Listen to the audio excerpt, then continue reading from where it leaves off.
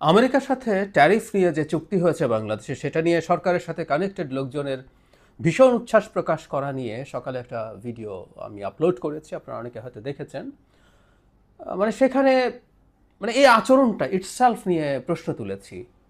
Rather এই চুক্তিটা আমাদের জন্য কেমন হলো, কি হলো, আমাদের ভবিষ্যৎ কি হতে পারে সেসব নিয়ে কিছু প্রশ্নও তুলেছি।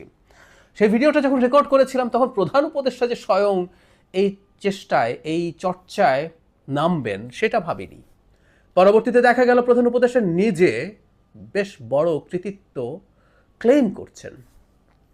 মানে প্রধান উপদেষ্টা ক্লেম করার নিয়ে এই প্রশ্নটা আমি অনেকবার করেছি। আমি গত অন্তত সর্বশেষ দুটো জাতির উদ্দেশ্যে ভাষণে দেখেছি যে তিনি বেশ লম্বা একটা তালিকা দেওয়ার চেষ্টা করছেন তিনি কি কি সাফল্য অর্জন করেছেন, খানিকটা শেখ হাসিনার মতো।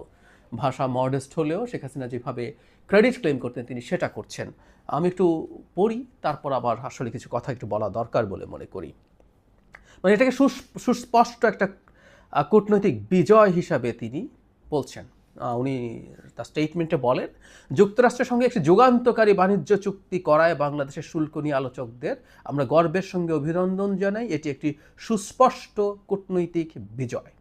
তিনি বলেন, বাংলাদেশের ভবিষ্যৎ নিঃসন্দেহে উজ্জ্বল। আজকের সাফল্য আমাদের জাতির দৃঢ়তা ও শক্তিশালী অর্থনৈতিক ভবিষ্যতের সাহসী দৃষ্টিভঙ্গির একটি শক্তিশালী প্রমাণ। তিনি জানান, ফেব্রুয়ারি থেকে আলোচকরা নিরলসভাবে কাজ করে চলছেন এবং শুল্ক অশুল্ক ও জাতীয় নিরাপত্তা বিষয়ক জটিল আলোচনার মধ্য দিয়ে সফলভাবে পথ অতিক্রম করেছেন। খেয়াল করি, শুল্ক অশুল্ক এবং জাতীয় নিরাপত্তা বিষয়ক জটিল আলোচনার মধ্য দিয়ে গেছেন। মানে প্রধান উপদেষ্টা নিজে জাতীয় নিরাপত্তাকে এর মধ্যে এনেছেন এবং এটাও যে একটা ইস্যু ছিল সেটা তিনি তার এই বক্তব্যে স্বীকৃতি দিচ্ছেন। কতটুকু সফল বিফল আসলে এটা বলা খুবই কঠিন, এবং এখানে প্রধান উপদেষ্টার এরকম একটা উচ্ছ্বাস দেখানোর একেবারেই প্রয়োজন ছিল না। কেন বলছি? আমরা যদি এভাবে বলি, ভিয়েতনামের ওপরে তো বাংলাদেশের চেয়ে বড় শুল্ক দেওয়া ছিল 46%। সেখান থেকে ভিয়েতনাম প্রথম দফায় আলোচনার পরে তো এটা 20%-এ নামিয়ে আনতে পেরেছিল। আমরা যদি এফিসিয়েন্সির আলাপ তুলি তাহলে তো আমরা বলবো যে বাংলাদেশ এটি অত্যন্ত ইনএফিসিয়েন্ট ছিল, কারণ তাদের এই ট্যারিফের আলোচনা শেষ পর্যন্ত দ্বিতীয় দফায় গিয়ে সুরাহা হয়েছে, এবং 20%-এ আসা খুব র্যাডিক্যাল কিছু না। আমরা অনেকে ভারতকে দেখিয়ে নানান আলাপ করছি, ট্রাম্পের ভারতের উপরে ব্যক্তিগত ক্ষুব্ধতা আছে অনেক ক্ষেত্রে, কিন্তু বাংলাদেশ আর অন্য অনেকের চাইতে অনেক ভালো কিছু করেছে। যেখানে আমাদের এই নেগোশিয়েটাররা নেই সেখানে কি খুব ভালো কিছু হয়নি?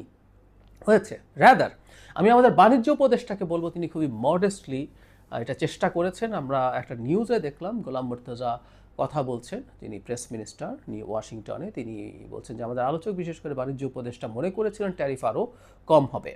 মানে এটা আমার খুব ভালো লেগেছে যে তিনি হয়তো ক্রেডিট ক্লেম করতে যাননি, তিনি যেটা এক্সপেক্ট করেছেন তার চাইতে বেশি হয়েছে, তিনি এটা অকপটে জানাচ্ছেন। That's very interesting. আমরা এরকম চর্চাই বরং দেখতে চাই, হাইপ তৈরি না করে। আর তাদের এই কৃতিত্ব বা কারো আমরা আসলে ট্যারিফটা যেভাবে পেয়েছি সেটা কোনোদিনও আমরা এই 20% দেখে খুশি হওয়ার কিছু নাই। সকালেও বলেছে, আমি এই কথাটা যোগ করতে চাই, এটা প্রধান উপদেষ্টা আমার চাইতে বেশি জানা উচিত। তার জ্ঞান প্রজ্ঞা অভিজ্ঞতা কোথায় আর আমরা কি?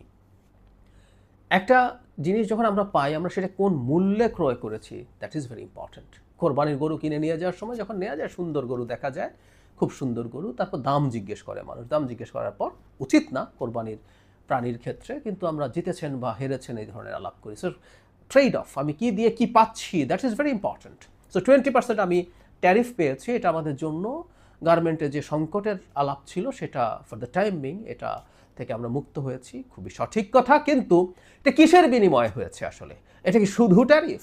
এটা কি শুধু ট্রেড দিয়ে আমরা করছি, নাকি ন্যাশনাল সিকিউরিটির কথা প্রধান উপদেষ্টা নিজে বলছেন, সেখানে আমরা কি করেছি না করেছি একটা নন ডিসক্লোজার অ্যাগ্রিমেন্ট রেখে এই আলাপ কি বলা যায় যে এটা বিরাট সাফল্য?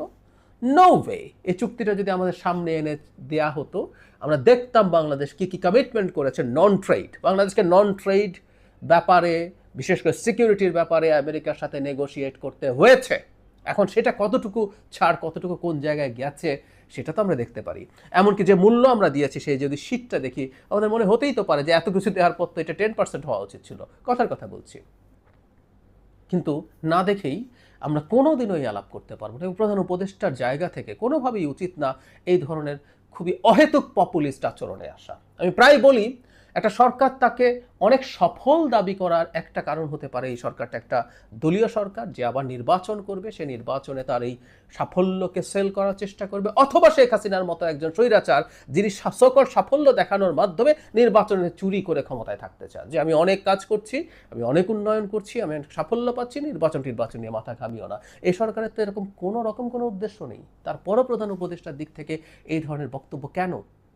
এগুলো তার ইমেজের ক্ষতি করে বলে আমি ব্যক্তিগতভাবে বিশ্বাস করি। কারণ এই চুক্তিটা নিয়ে যৌক্তিক কারণেই আমাদের সমাজে যথেষ্ট প্রশ্ন আছে, সচেতন মানুষদের মধ্যে যথেষ্ট প্রশ্ন আছে।